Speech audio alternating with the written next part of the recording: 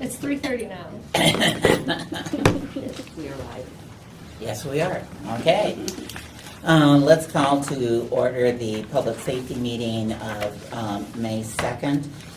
Councilmember Hussein is with his daughters who are in a robotic championship in Texas. So he's asked for an excused absence. So with that, we have the minutes of April 18th.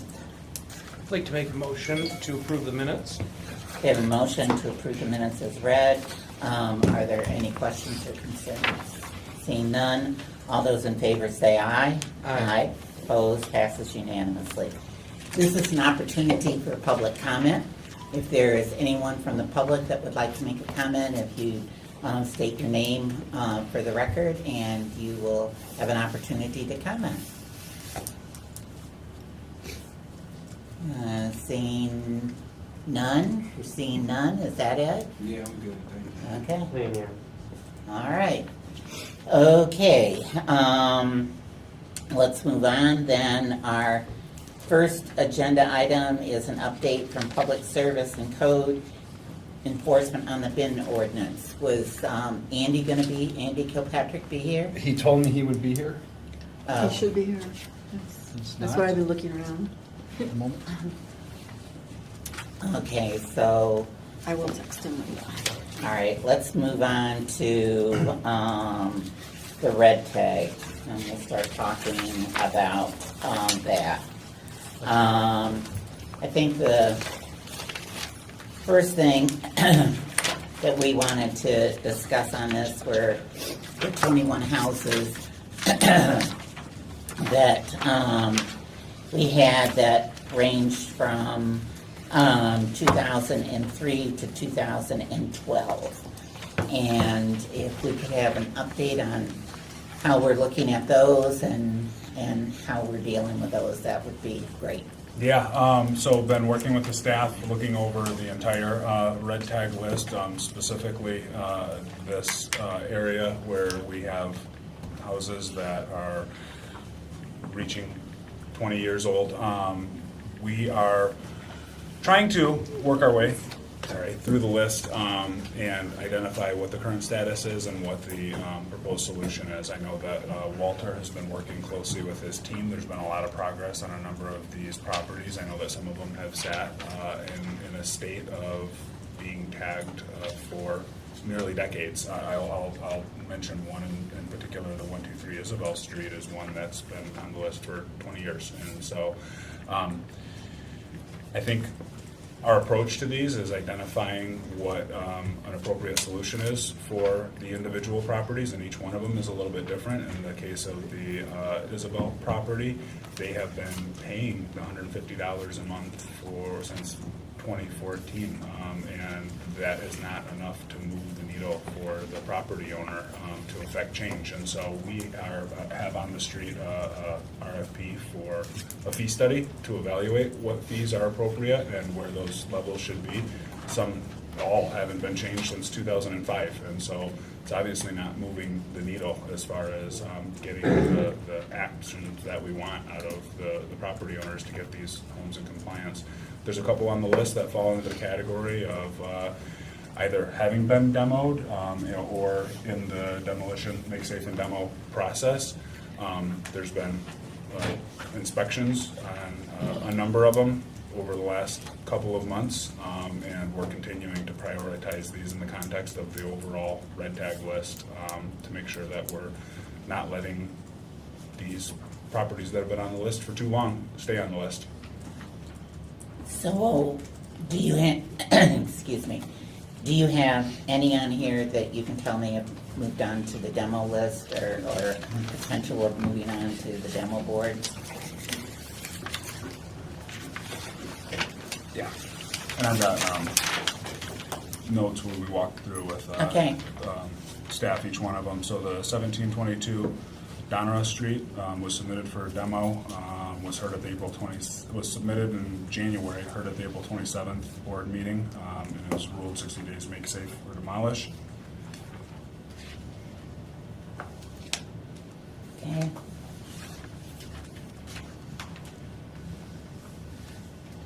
And there's some that have no evidence of work being done, and others that permits have been pulled. And so we're trying to categorize them into the appropriate bucket that we need to act on them. But I'm going to go through the list and continue looking for the demo ones.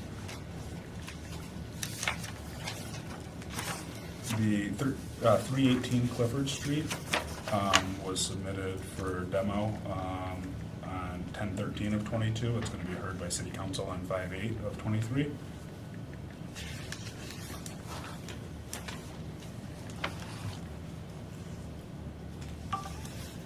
The 5017 Hughes Road was demolished in April of '23. Did we do that, or did they do It was that? by City of Lansing, yep. Okay, And that's it for the demos. And then there are various statuses for the other properties. Like I said, some of them are just completely out of compliance and unresponsive. Others are pulling permits and working through them. That's the Isabel circumstance. They do have permits. We had a code officer on site on the 25th, physically in the home with the owner, who was working through the issues. And I know that's been on there for a very long time, but progress seems to be coming on that property, and we're going to continue to evaluate it and identify if further action is needed. Ryan, do you have any questions? Yeah, I think the concern with the 123 Isabel Street is, you go back in 10 years on Google Maps, you can clearly see someone's been living there. So do we have something that is in place to make sure that when these properties are, obviously they've been renting it continuously. And there's trailers in the driveway right now of that property, actually, that were, some photos were sent to me. So I'm just kind of wondering if we're now monitoring these properties to make sure we're not, I guess, putting people in danger by getting into these red tags without them knowing. Because I think the first time I passed that property, there was no sticker on there. I know that specific property, our, like I said, inspection, our code enforcement officer was in the property. They were taking things out of the home, taking appliances and whatnot out as they were doing repairs and work. From a more broader question, I think that that's something that the NEAT team is looking at when they do an inspection, and they follow up on a monthly basis as to whether or not folks are inhabiting it. Because I agree with you that if it's red tagged, then people shouldn't be living there, and we need to identify how that's being escalated and resolved. Now, all of these that are on the list, have these all been checked and verified that there's no one living in them? Walter, can you help me with that specific question? Yes, they go around once a month. All of these have been walked around, particularly the last 3 months. I know 123 Isabel was vacant. I've been in it once. Amy was been in there twice. Has no kitchen, no faucets and things in the kitchen. I think in the bathroom was also the same way. So he let us in the house to verify, because we were getting complaints because somebody was sitting on the porch. So he let us inside of it to walk around, and there's no furniture, there's no clothing, nothing inside of the house. So I guess besides that address, can we confidently say that none of these other addresses are occupied at this time? All of these, our NEAT team walk around, and if they find anyone inside of these houses, then they're submitted, like the process, they're submitted to the police department. And I don't think none of these are on that list. So these have all been checked then? Yes, all these have been checked. Okay. Every NEAT team has been checked except the new ones that I just did on yesterday. Okay, so every one of these is empty. As far as the let me see.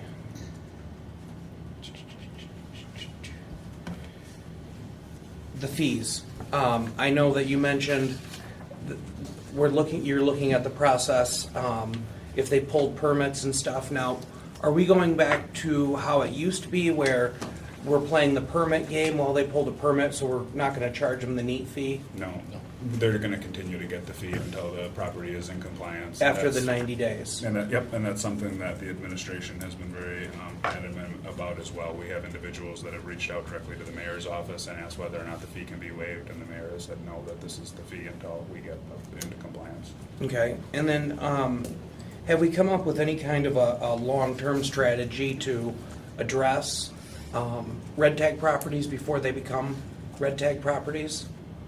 We're looking into it. I can't tell you that we do have the long-term strategy. One of the things that we talked about a couple of weeks ago that I inherited was the concept of this evaluation of the department from top to bottom, looking at the policies, the procedures, the consistent application, as we're talking about making sure that we're applying the procedures to everybody regardless. So no, I do not have the long-term process identified.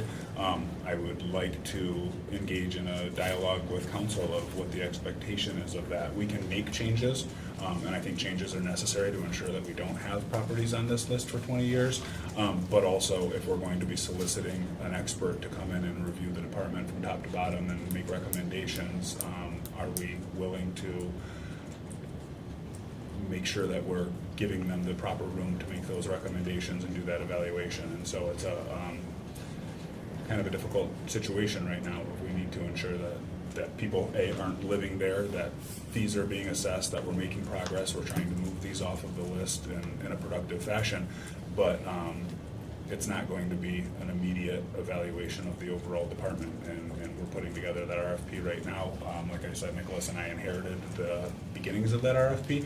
We've made some changes because we wanted to make sure that we were really going to get the results that we needed out of that RFP.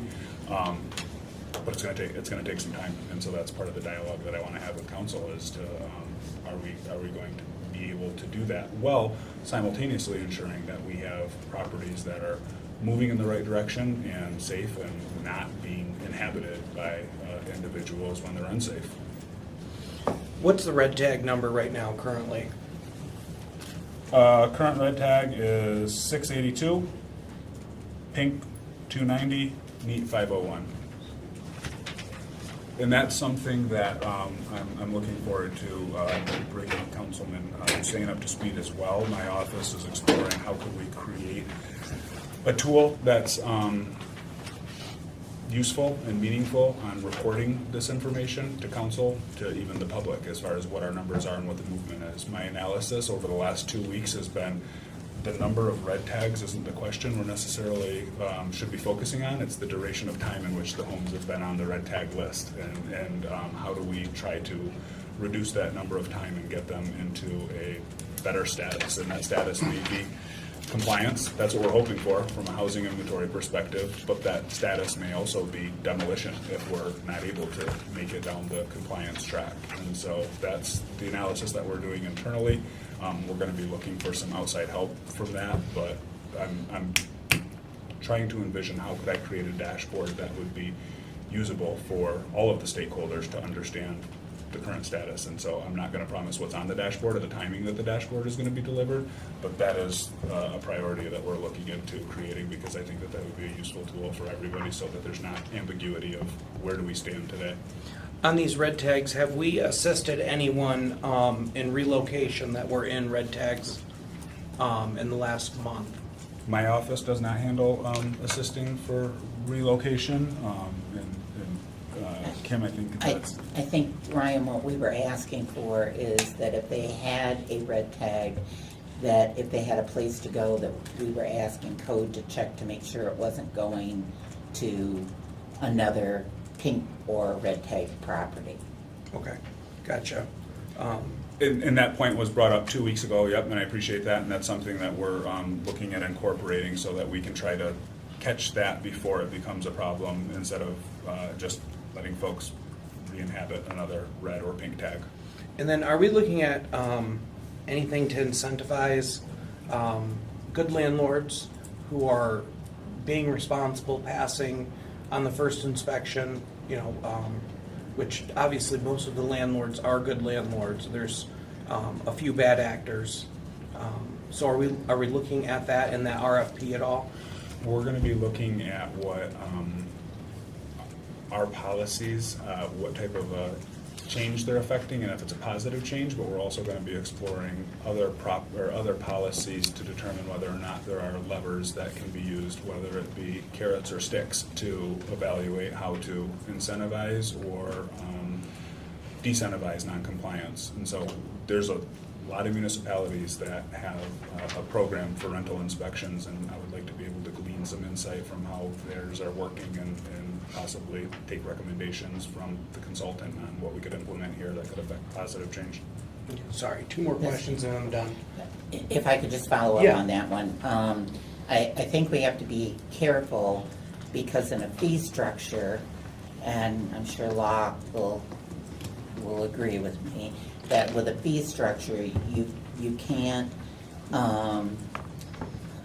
you've got to make sure that it's equal for everyone. Now, the one incentive that we do have is that if you're a good landlord with no complaints, you have 3 years instead of the 2 years for inspection.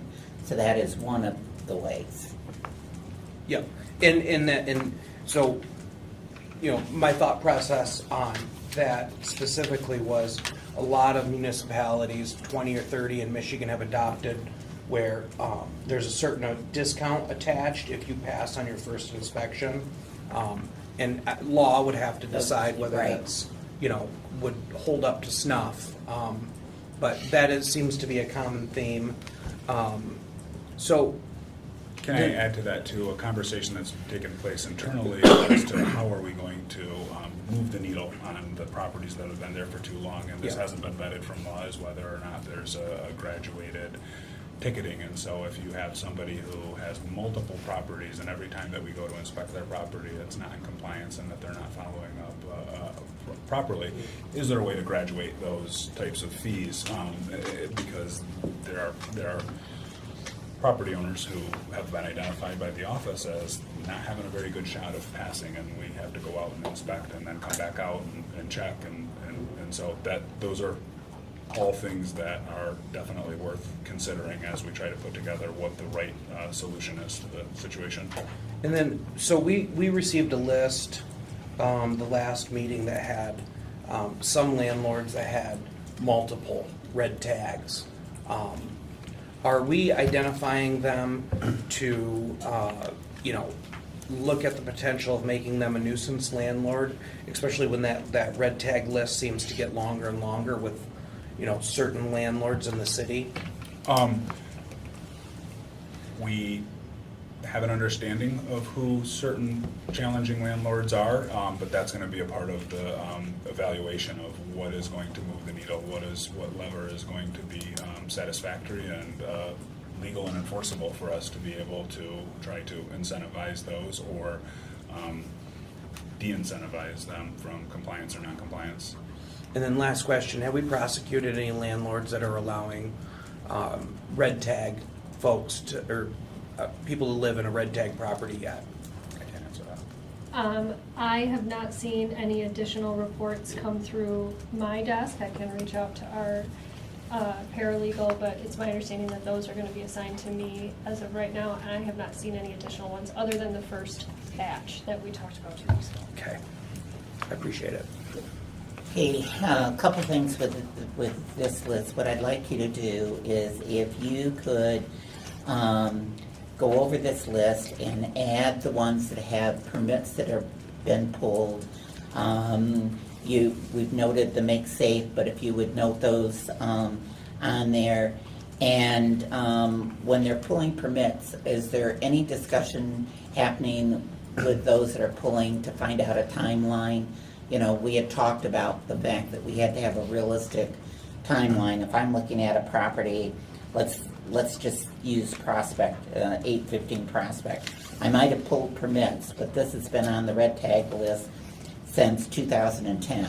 So if I'm going to take another 6 years to finally, finalize permits, that doesn't work either. We're not interested in seeing Yeah. that. And I will use the Isabel example because it's one that we've discussed at length over the last week in the office of They have pulled permits. We have been on site. We've physically been inside the space. We see that work is getting done. That work could stop literally as of right now. They could just stop doing everything. Right. And would it just stay on the list? We don't want this to be on there for 30 years. And so that's going to be part of the, how are we going to encourage progress for whatever direction that progress looks like. And so we're trying to make contact with the individual homeowners to determine whether or not they are actually making progress. We're continuing to assess the fees on a monthly basis as well. There's not passes of, it looks like you're getting work done. We're Right, gonna go ahead right, and lift I that. get that. But as far as your request is to kind of bucket the list in a way of Yes.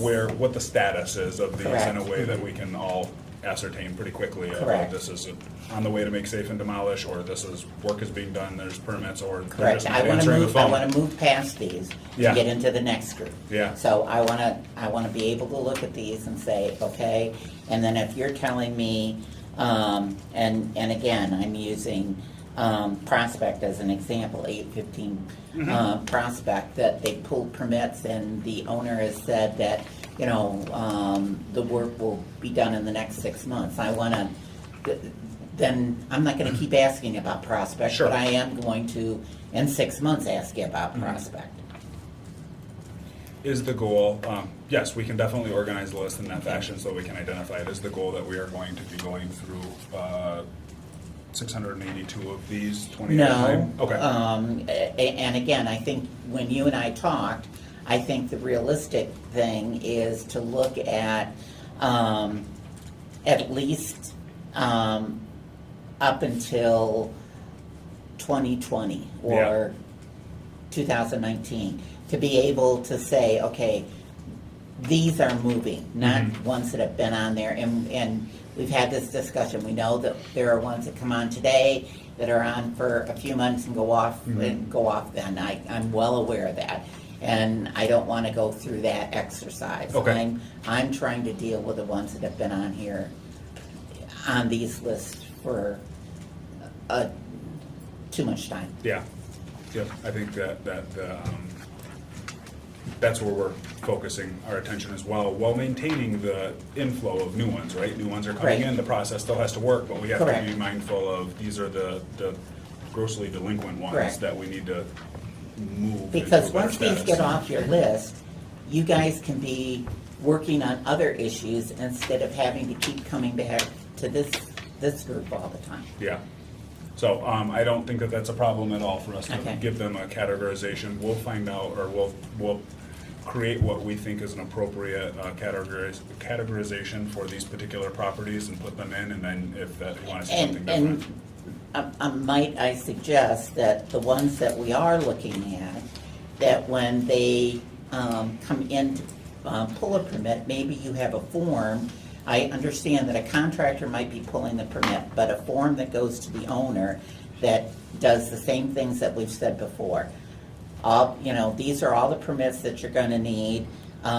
Please give us a timeline, and please demonstrate that you have the funding to be able to take care of this during this timeline.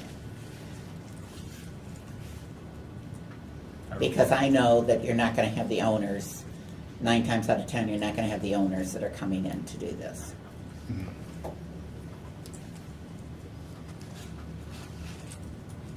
But that would give you something from them. Yeah. And if it's not homestead, correct me if I'm wrong, Walter, the owner can't do it. The permit has to be pulled by a general contractor, right? Yeah, Yep, and so I, based on our last conversation too, I understand that those are the three kind of metrics that you're interested in as far as, these are the permits, give us the timeline and demonstrate the funds. And so Right. let's figure out how we can incorporate that into this effort of compliance for the. okay. And then with law, if you would look at the discounts to see what other municipalities and how they're doing that. Yes, Okay. ma'am? And I think too, I can tell you right now, everybody's receiving a discount because we're using 2005 numbers, so. Oh, yeah, And I so got that. I want to take that in the context of the Yeah. bigger study to make sure Yeah. that we're doing it No, in a no. meaningful way. One last quick thing Sure. on the request there. If you could, when you're looking at you know, they pulled the permit status. Maybe look at the history, like, are we in a cycle where we're pulling permits every year and nothing's been done for, you know, Yeah. 10 years? Exactly. So whether or not they're Yeah, just- perennial permit pullers? Correct, yes. Well, the permit expires and then they Yeah. wait 3 months and pull another permit. Yes, and that, I've seen that pattern, and like 123 Isabel has a permit taped in the window from 2005, so.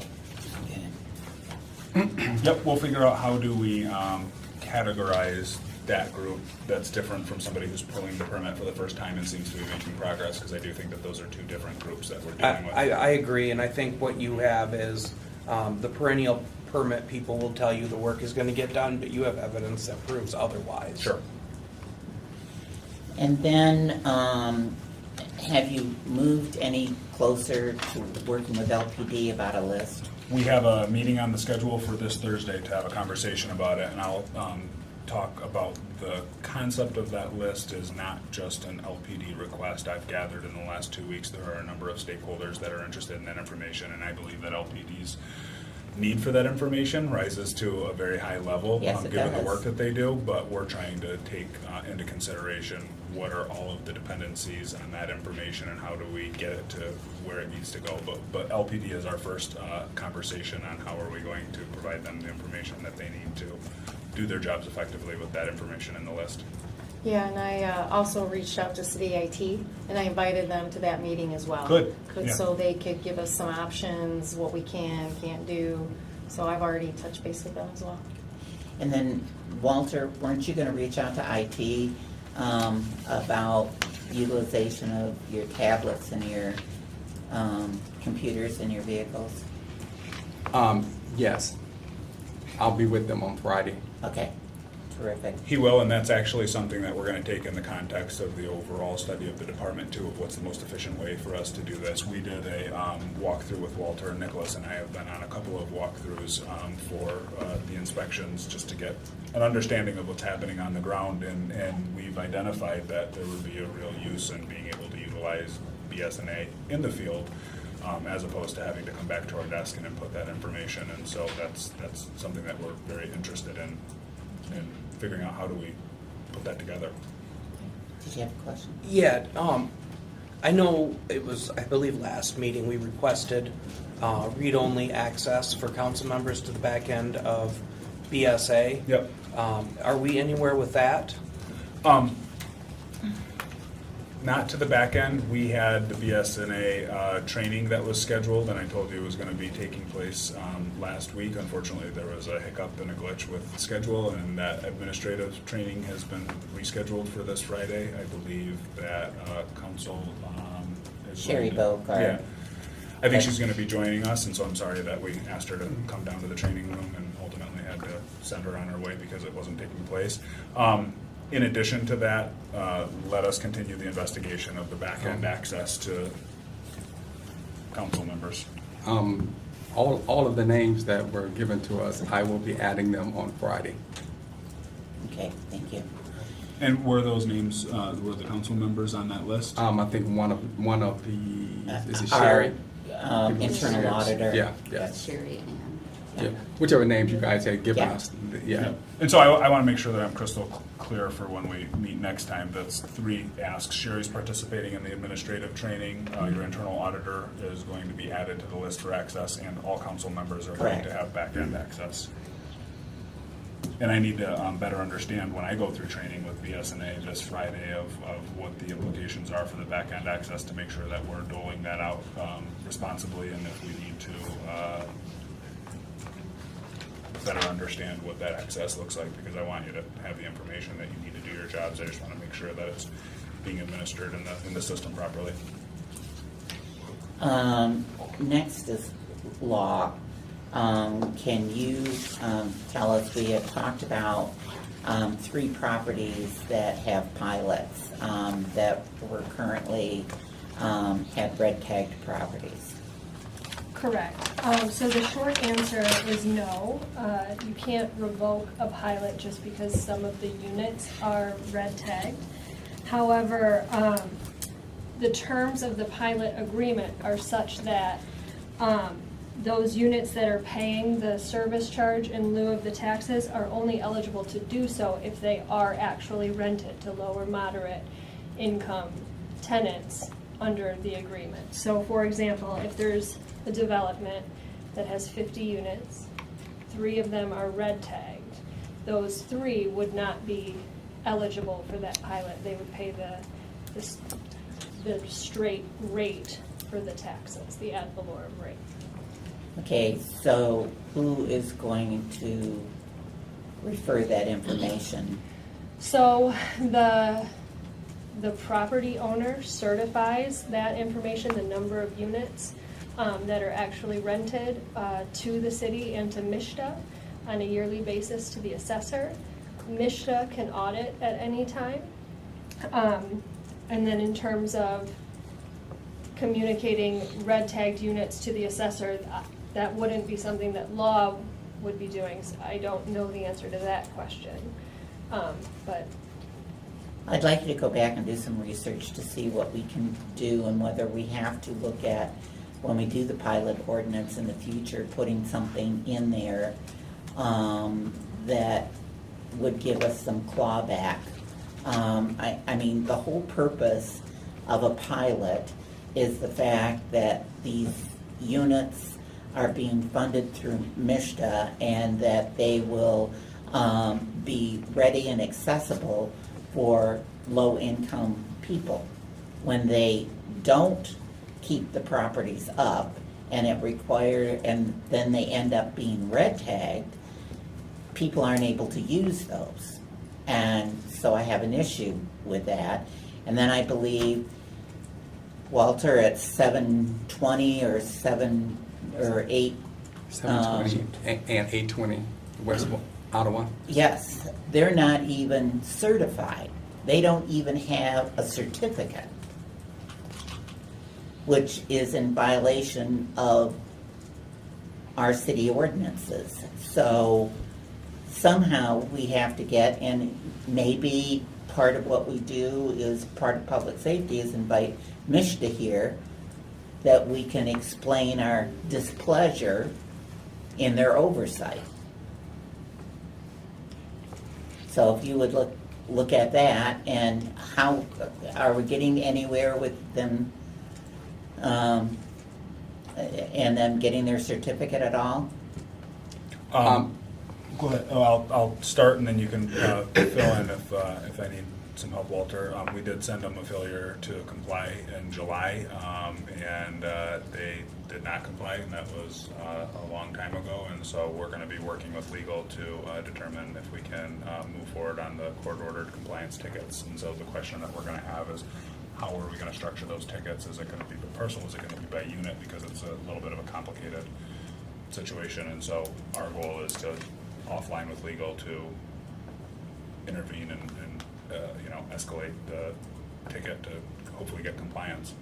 I would like to make sure that someone is able to respond to this at the next public safety meeting, because they've gone too long already. This is, it's a relatively new building, and the idea that they have been collecting rent all of this time and haven't followed the rules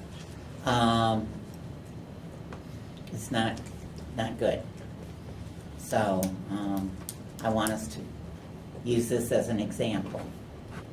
Yep, we'll be prepared to provide an update on this particular property at the next meeting. Okay, terrific. Did you have anything? It's just, it's incredibly frustrating that we're giving these folks pilot breaks, to do this, and they don't even have a certificate in the property. We don't even know if it's safe, and it's incredibly frustrating that letter was sent out in July, and we're talking about it now in May, almost a year later. So I certainly hope as we move forward, that kind of thing doesn't happen anymore, because at the end of the day, it's people living in there that we're putting in danger if we're not checking these properties.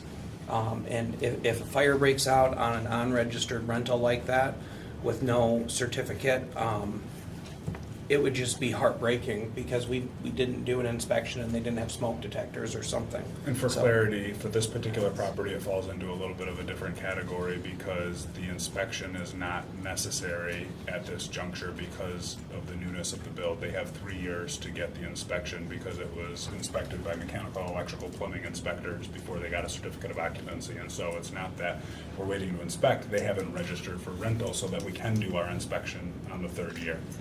I think the problem that we're having is the total disregard for the city.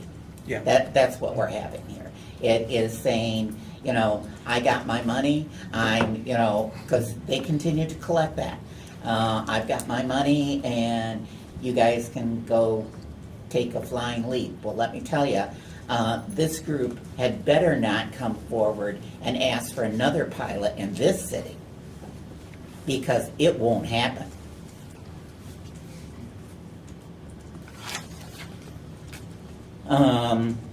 Okay, that takes us, Kim and everyone, if you can sort of scooch up to the table and if you can swing around here, you can get people.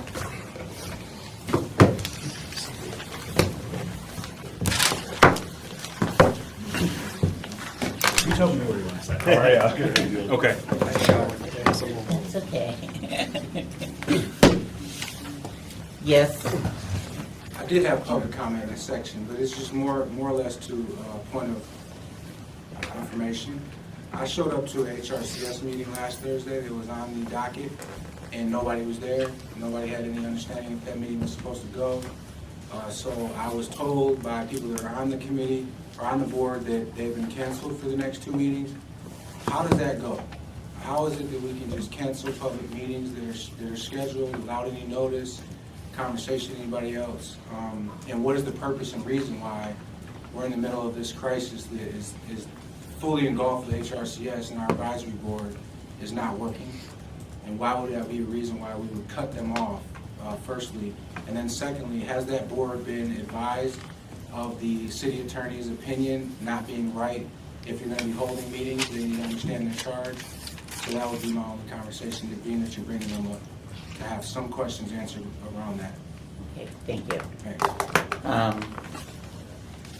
First of all, cancellations have to fall within the Open Meetings Act and have to be posted. And so I know that there was a discrepancy there, and hopefully we won't have that again. As to the situation with the memo from the city attorney's office, in my addressing the city attorney himself, they are doing another memo, and they will be giving that to the board at their next meeting. And when is that? And that, Kim, when is your next meeting? It's in May. May? I can't give you the exact date. Pardon? I can't hear cannot you. give you the exact date off the top of my head, but it is in May. Okay, if you could send us that, I would appreciate it. Yeah, it'll be posted also. I can get that to you, but it's also posted. Okay, thank you. Okay, we wanted to talk a little bit about your work, Joe, with the Landlords Association, and how that is coming along, and whether you're getting any buy-in. So yes, I did go to the Landlords Association meeting. It's RPOA-MM, I think you know that. And it was well attended. There were a number of landlords there. So it was an interesting meeting. I think there is some support there, but some questions arose as far as if we were able to put folks into, instead of into the motel program, if we're able to utilize, any vacant spaces, units that they might have. And so revolves around if the city would be the guarantor if, there's damage done to the property, or people, don't leave and eviction proceedings need to happen. If people would be okay with unfurnished units. So there were some questions about that. There was some interest. I got an email back. And so, but before I proceeded, some of those things have to be discussed with law or whoever, if we're gonna be paying landlords for that. Those were questions that came up from that. So do And, you have anything scheduled with the law now? no, not yet, because I knew we were coming up to this meeting. So, Okay. Can we get that scheduled Mhm. by the end of the week, please? Yes, oh, yeah. I'm not saying the meeting has to be by the end of the week, but I want to see it scheduled by the end of the week. Thank you for that. So yes, we can do that. And then, but yeah, I thought it was an interesting meeting, and, so I was happy to go. So you want to talk to us a little bit about, you were going out to the units with the social worker. Can you tell us how that's going? Yeah, I didn't try to reach out to the social worker, I just went out on my own. And so I was able to reach 6 of the residents. And I thought it was a fruitful adventure. Although reading the notes from code compliance, after I was already out in the field, and I saw, notes about dogs on the property. Dogs on the property, that did raise a concern that I would have to go through some sort of safety training with code compliance on how to handle situations like that. And, so none of them asked for any assistance at all on moving. These were people that were living in red tag properties. Yeah.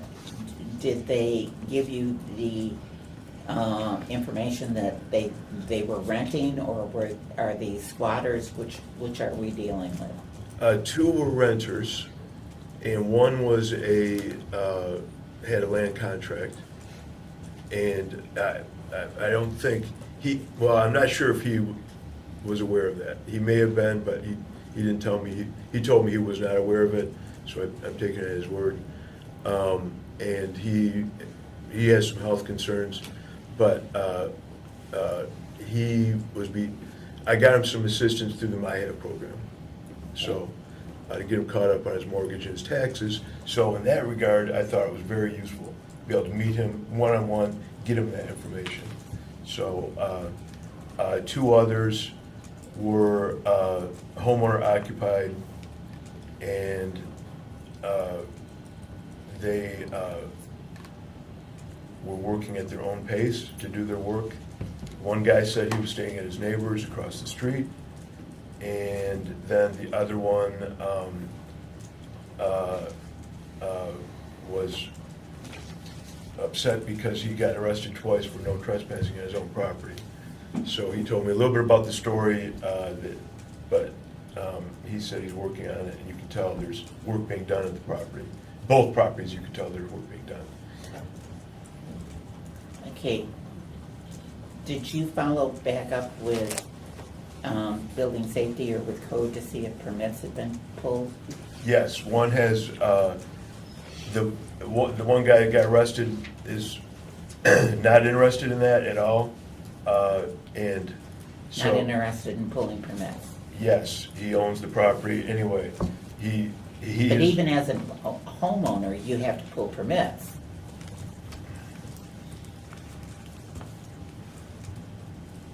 Okay. So, well, I mean, that's all I can tell you. I can't force him to do anything. Then the other one has permits pulled, and he is trying to do the work during the week. He leaves town on weekends to help his son up north, and he's the one that said he's staying at his neighbor's across the street. And then, what was the other one? So those 2 for sure. And then a permit was pulled and was supposed to be finalized for electric at a rental, and I haven't had a chance to follow up and see if that been found out yet. When did you reach out to these 6 properties? I think it was 2 weeks ago, probably 2 weeks ago. Okay. No, sorry. Go ahead. The homeowners, did you, I don't know what their circumstances with issues in their home, but did you mention that we have the grant for emergency repairs? Yes. Yes.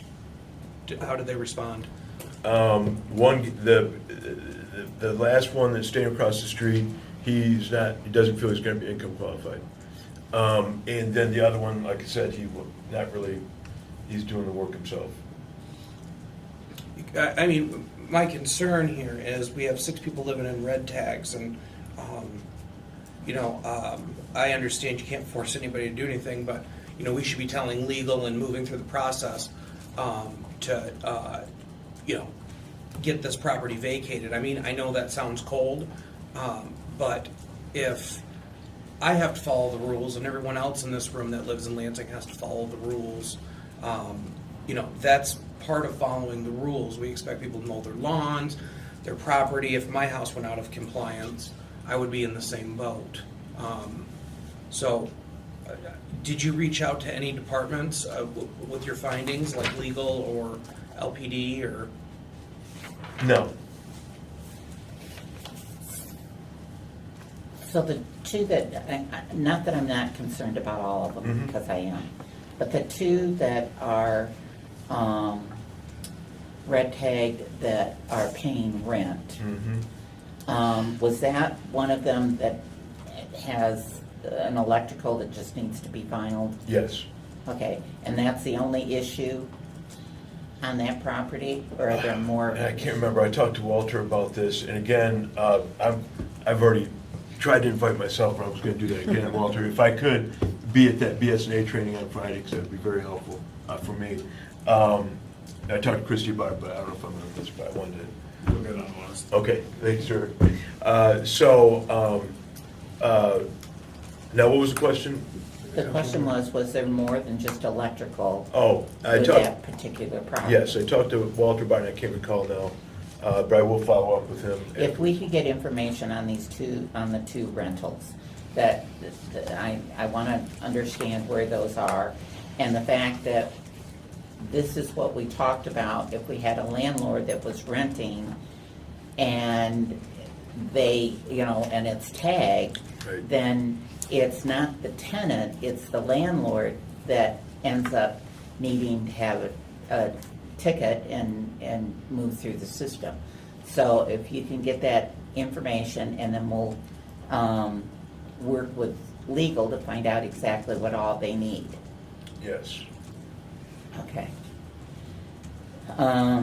Did you have? Yeah, did you, when you talked to these 6 people, did you advise them that it was illegal to live in that red tag?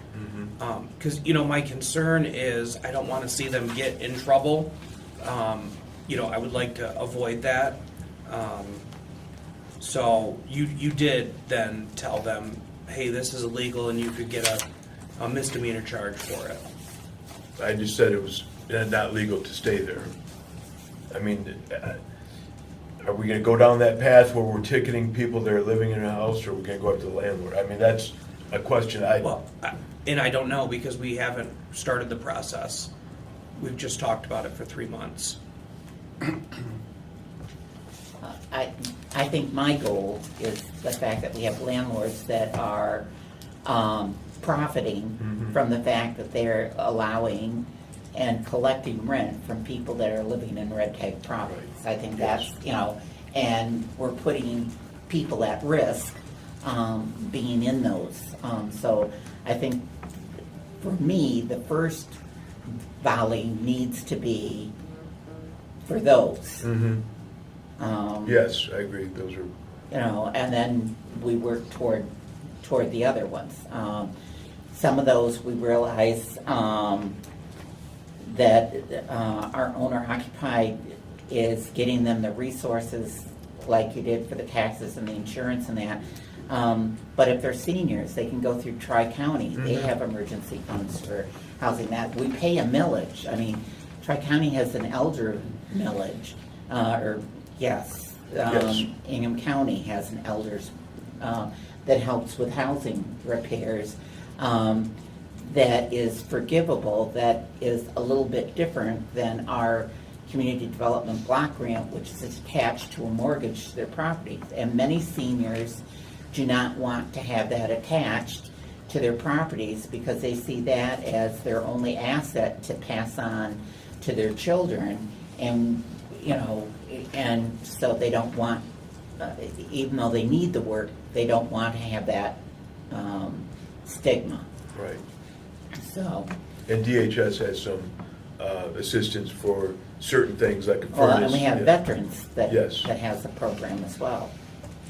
So if you could work on getting us that information on those residents and work with legal, and if we could get that information the next week. Yeah, I will do that. Okay. I think that just about does it with the red tag. Did you have anything else? No. Okay. With that, if we could have, where did he go? Andy?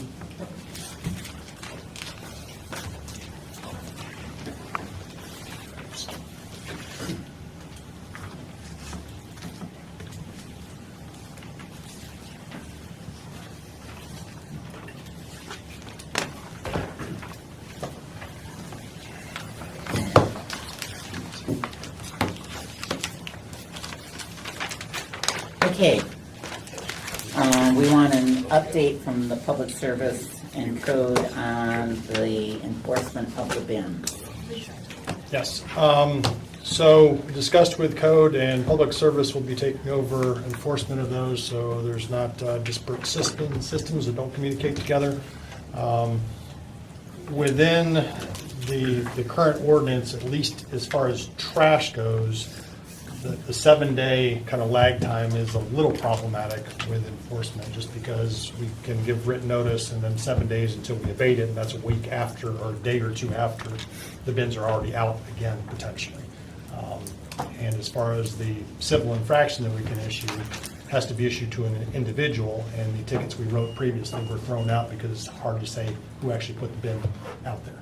And so that would be just a legal question, and maybe working with the magistrate on that to figure out that issue. But as far as, the abatement, that would be something, again, there's both the bins themselves and there's abatement of trash that's scattered and that. And so I believe that if we could shorten that time, 7 days maybe to 3 or 4 days, that might be helpful, especially, so kind of the one example is if we have a Monday collection, then Tuesday at 7 a.m., we could go out there.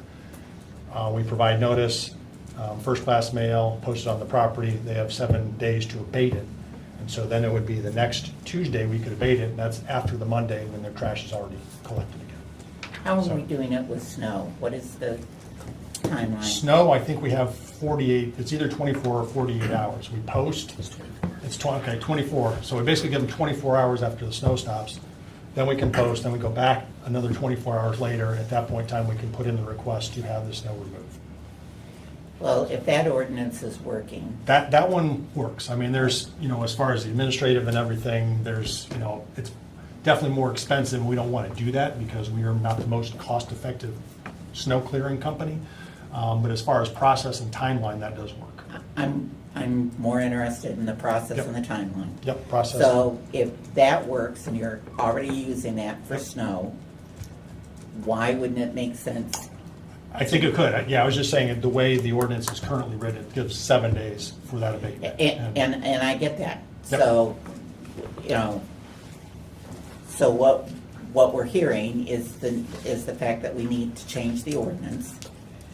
And that means that we need to get something to legal. And if we're looking at using the same as our snow, because that has worked, it's been upheld as far as what we're doing and that. Now, the issue becomes the ticket.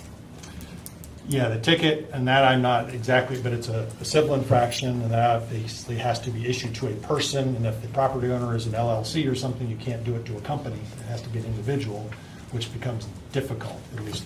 So we issue, it's not a ticket, but we issue a notice to the property owner when we're doing grass and trash, Correct. and then we bill them. Yes, that's the same thing. This has both. This has basically the public service department would abate, and all of our costs, including admin fees, could be charged to the property owner. But there's also a provision in there that talks about a civil infraction at the bottom of that references our civil infraction. And that's something that I don't think we want to get into. We want to abate the issue, whether it's trash that's scattered or someone leaves their carts or bins out there. We just want to get that taken care of. And I think the process in there, kind of taking the whole ticket civil infraction out of there, the process, I believe, will work if we can, again, shorten that time frame. I mean, the time frame I think is okay for people later in the week. So if we had, say, a Thursday collection time, by Friday morning, we could go out and do that. And so then, we would be out there again in advance, but especially that Monday one on the weekend or something. So if we could, whether it's 24, 48 hours, 72 hours, something like that, we could get them so we're certainly out there again before the next collection day. Recycling, again, every other week, not an issue, because we have a week in between. But the trash being every week, that's something with the 7-day time frame. And if we're not out there right that same day, if we say don't get a complaint for a day later, then we're even extending that out a little further, makes it more Okay, difficult. so, I'm hearing a couple of things. One, that we need to be looking at the ordinance and Yes. changing the timeline. Two, we need to consider taking the ticket off.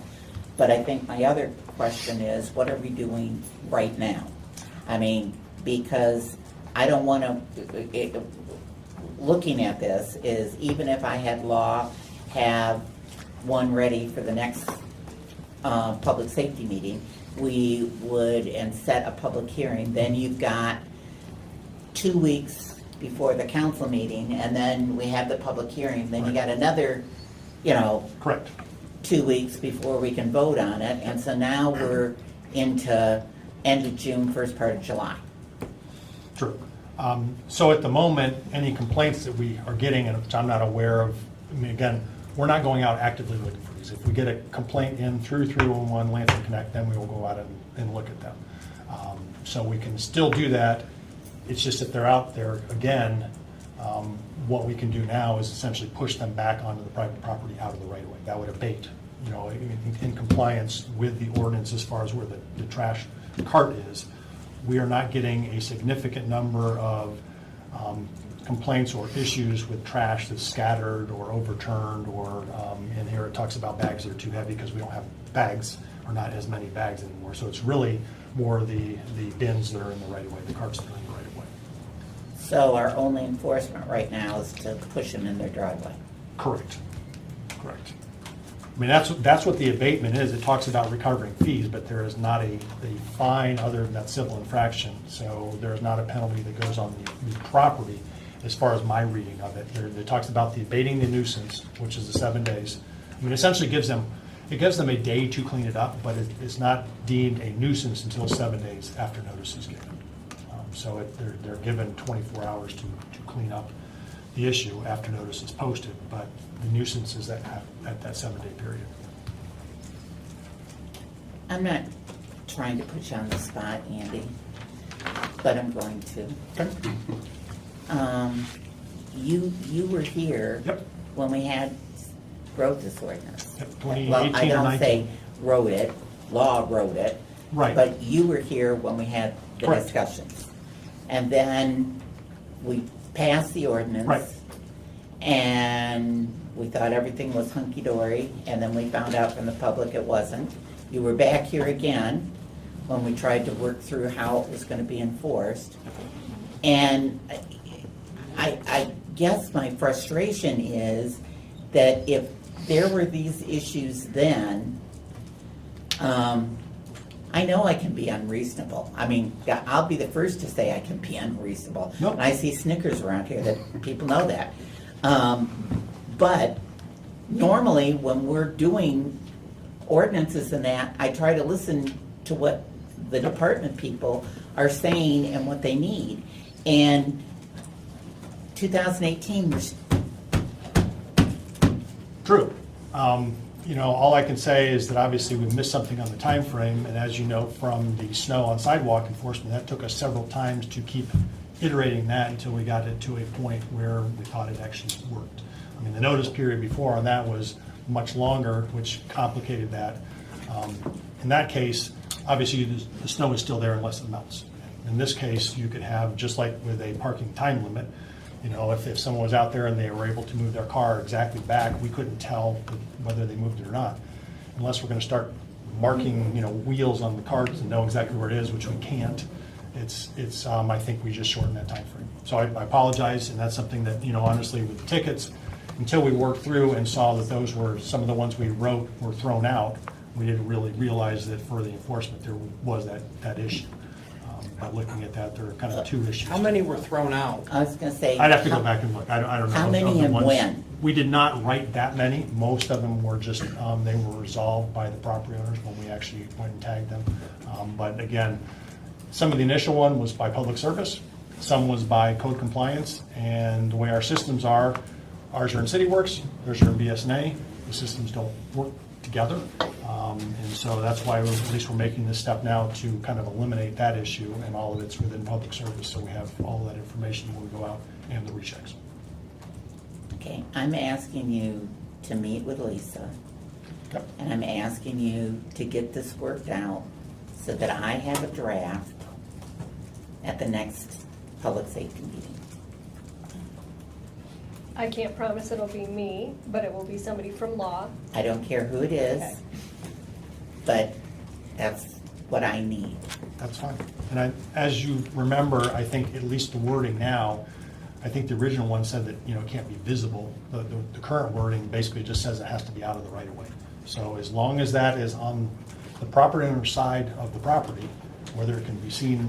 And we've had arguments with people from the public Yep. that wanted them behind people's Oh, yeah. No, I garages mean, and everything, and I said, we're not going that Right. far. We're not doing that. Right. And so if they keep them at the kind of the end of their driveway on their side of the property line. There's that would nothing I be- can do about it. Exactly. Yep. I mean, ideally, they'd be in a garage if they have one, or the side of the house, or something where it's not a visual issue, but at least we're getting them away from the side of the road where they're set for pickup. Okay. Yep. Do you have, So on the recycling bin, since it's every other week, we could enforce those. Recycling bins would not be an issue. I mean, the 7 days, because you're 2 weeks in between recycling. If we go out the next week, the recycling bin's still there, then yeah, that's something with the way it is now. And then I guess the question would be, in the definition of abatement, Yes. you are using the definition saying that abatement is moving it away from the curb, not necessarily picking it up and taking it. Correct, because the way the carts are, it prescribes the manner and the time in which they can be set. And so then they would be back in compliance with that. So you can't have it out at the curb earlier than 4 PM the day before collection, or after 7 AM the day after collection, as far as the carts. It also talks about, you know, scattered trash and bags that are too heavy and everything else. But yeah, they would be back in compliance with the ordinance as long as that cart is back on private property. And in that case, I think our abatement honestly would be just pushing it back on there. It does not make sense to take the cart and then us go back and deliver it again. It's especially because, correct me if I'm wrong, but at least with recycling is paying a fee, and we cannot take that cart away. They're paying for an entire year on that. Trash, it's a subscription right now, so we could take that if they're not in compliance with whatever our rules are.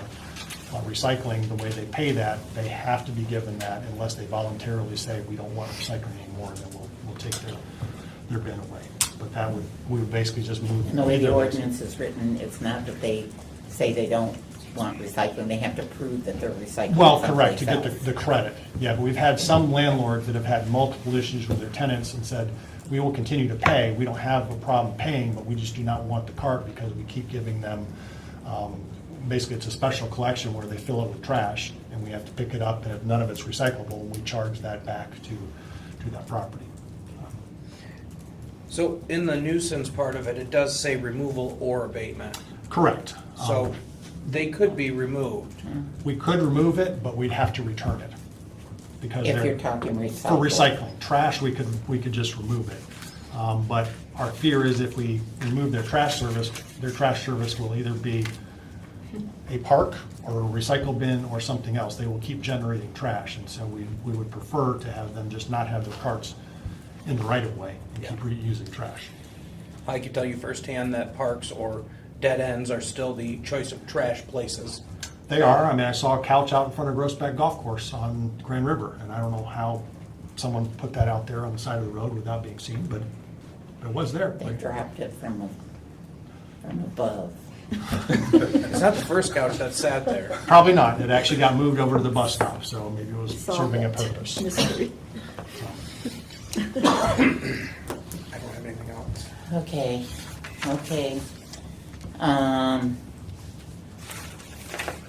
Let's see, the last has to do with the ad hoc committee on housing. And we have the memo. Did you want to go over this, Jane?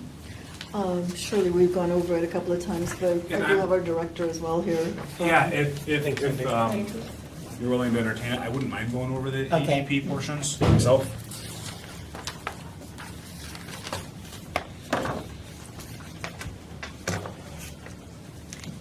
That memo on housing was very helpful to get myself up to speed on what the recommendations were. And I'll start with, under the economic and development heading 1A, prioritize rental inspections be completed in a timely manner. And so we're working on this.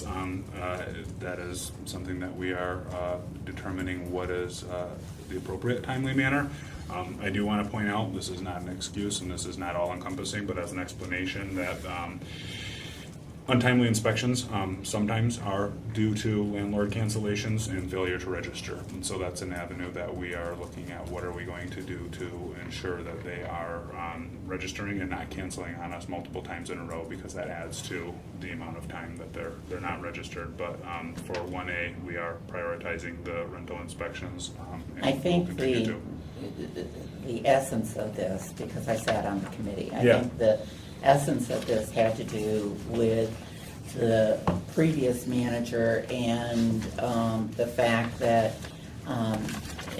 he had deemed that a rental, you couldn't do an inspection until somebody was actually living and had rented a rental. And I think Walter made that clear, that was a policy, but not the ordinance. Correct, and that we are not abiding by that any longer than we are, then that speaks to the C. And so I'll go through B really quick. Okay. Just real quick, I'm sorry, Yeah. real quick on that. So when you have those landlords that are canceling, I don't know if this is even legal, but, if they Legal will cancel. let you know. Yeah, I know. And luckily, we have Lisa here, who's awesome. They've canceled 3, 4, 5 times. Can we put in sorry, you're not getting a certificate for 6 months, try again later? I think it's more of assessing the fee, right? After the third time, I believe, is what we discussed. Increase. With when, and that would be part of the graduated concept that we want to explore. But as of right now, if we get canceled, I believe it's more than twice, and Walter, you can correct me if I'm wrong, I think that's when we begin putting a fee on them for not complying. $100 or something? Yep, a 2005 fee. Yeah. I get it, I'm in the same spot as you No, are, and using I'm that, just- the I'm arrow just that I trying to- have in my quiver. My thought process moves to like a liquor license where you get caught selling to a minor, you go on probation for X amount of time. You get caught a second time, it's longer, and then I don't know, 3 strikes you're out with alcohol. I don't know the law on it. Let me note that as we evaluate the fees and embark on the fee study as to whether or not there's a graduation of Because I know severity. Walter's, you guys work incredibly hard, and it's not fair to you to keep showing up and they keep canceling, or, it's a waste of your time when you could be tackling other stuff. Even administratively, even before Yeah. they go out there, work has to be done to get this on the books, and then our Absolutely. schedule's organized, and that's another property that we may not be able to go to then. So let me note the graduation of that, or escalation of that noncompliance. 1B, prepare a report of red tag statistics annually to council during budget discussions to determine if there are fees that need to be added or updated in the upcoming budget cycle. So again, going to our RFP fee study for EDP is out to bid and will most likely result in the request for fee changes. since you have the RFP done and it's out, could you make sure council has a copy? If you'd send it to the internal auditor? Her and Sherry? Yes. Yep. Still trying to learn who I need to get things to, so you got it. That's okay.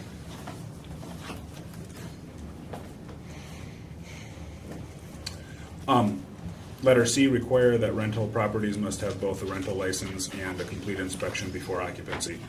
This now is our practice. Sometimes it does not go as planned, as the property has already been occupied prior to us Right. finding out that they have an occupant. And so that is our practice, though, in regards to our earlier conversation of how maybe that was not the practice. D, dedicate resources to searching appropriate databases for non-homestead ownership. It is being undertaken by staff when time is available, but that is not, we do not have a dedicated team on scouring these avenues. That's something that we're exploring as part of our policies and procedures to identify how much time we should be allotting and how many people hours we need to allot to that exercise to ensure that we're finding these. Have you thought of making this a part-time position until it was completed, until you got caught up? I'm assuming that what we would end up reaping from this would more than pay for a position. I imagine that the, We used to do that with premise codes. We had them seasonally. And the reason, well, just, and you know, as we added them, it was the fact that we knew what they were able to do to get compliance and things more than paid for their position during the summer. it's something that I have not explored, but let me explore what we can do to get more people hours on that exercise. E, conduct a study of existing rental fees to ensure they're sufficient and consistent to meet the rigors and needs for safety and housing in communities of a similar size. That's the fee study that we'll be sending your way. F, create a landlord registry either through BSNA or a portal or other platform that's publicly accessible that shows housing inspections and the status. So compliance, red Yeah, tags. I don't. I don't have what you're reading. Yeah, I have through D, and then I go over Oh. to, Let me pull my source. I thought it was just me. Well, the answer to that is it's being reviewed. I don't know. So did that complete the EDP portion once we got through D? Yes. Okay. You must be looking at another old report. How do I get my hands on the newest report? I'm working off of a draft version of it. Is that something that I'll make council sure can you send get me? Okay, thank you, Jane.